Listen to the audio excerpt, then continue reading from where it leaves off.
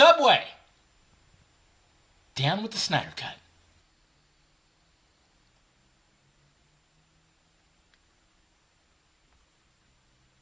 15,000 subs to feed America? Fucking A. It's awesome.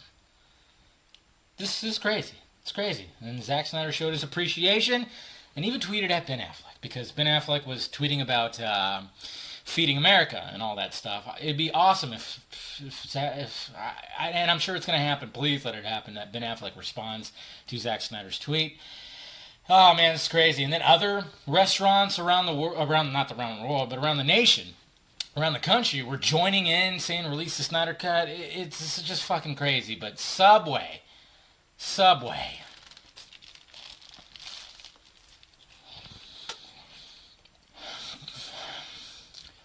Eat fucking fresh.